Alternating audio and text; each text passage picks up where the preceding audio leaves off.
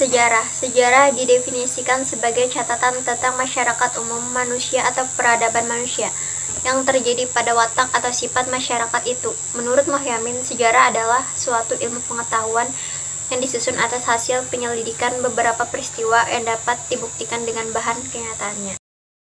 Adalah pameran manusia dalam sejarah adalah sebagai penggerak, pelaku, dan saksi sejarah. Tanpa adanya manusia, maka sejarah juga tidak akan ada. Artinya, manusia menjadi aktor atau pemeran utama yang menyebabkan terjadinya sebuah peristiwa bersejarah. Konsep ruang dan waktu dalam sejarah.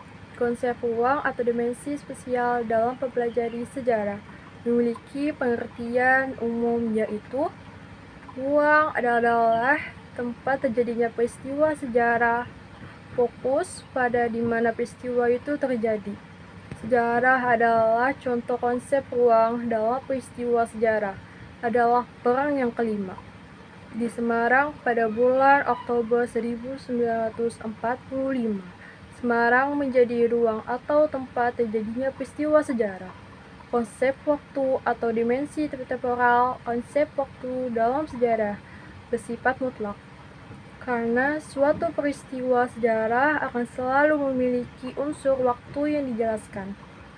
Kapan peristiwa itu terjadi? Konsep waktu memiliki dua makna.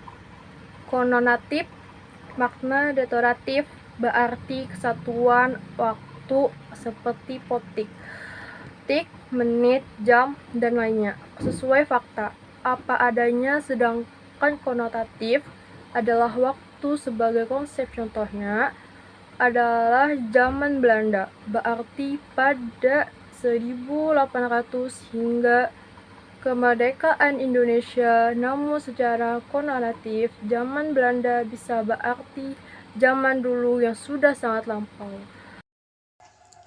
Cara berpikir sinkronik. Sinkronik adalah cara berpikir yang meluas dalam ruang, tetapi terbatas pada waktu. Cara berpikir sinkronik berfokus pada aspek-aspek peristiwa, seperti penyebab, dampak, tokoh, tempat, dan lain-lain. Jadi, sinkronik itu berusaha menceritakan kejadian secara lebih mendalam.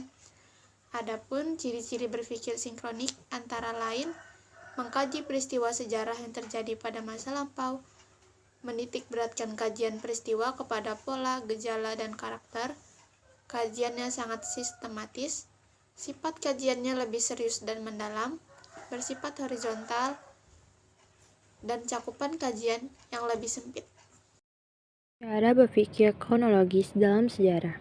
Konsep berpikir kronologis adalah sebuah metode analisis suatu peristiwa yang terjadi pada masa lalu dengan menitik keberatan pada waktu. Artinya, waktu dari satu kejadian ke peristiwaan lain yang telah terjadi pada masa lalu yang saling berhubungan akan diurutkan secara urut. Konsep perubahan dan keberlanjutan dalam sejarah. Maksud dari konsep perubahan dalam berkelanjutan dalam sejarah adalah dalam ilmu sejarah tidak hanya mempelajari sebuah peristiwa yang terjadi pada masa lampau saja, namun berupa pengulangan, kesinambungan, serta perubahan peristiwa-peristiwa yang dilakukan oleh umat manusia. Penelitian sejarah. Penelitian sejarah adalah tindakan yang dilakukan oleh sejarawan dalam merumuskan peristiwa sejarah melalui teknik pengumpulan data dan kritik sumber secara sistematis, sehingga peristiwa sejarah menjadi benar-benar valid tanpa terpengaruh subjektivitas penulis. Langkah-langkah dalam melakukan penelitian sejarah. 1. Mencari dan memilih topik. 2. Heuristik atau mengumpulkan sumber. 3. Verifikasi atau kritik sumber.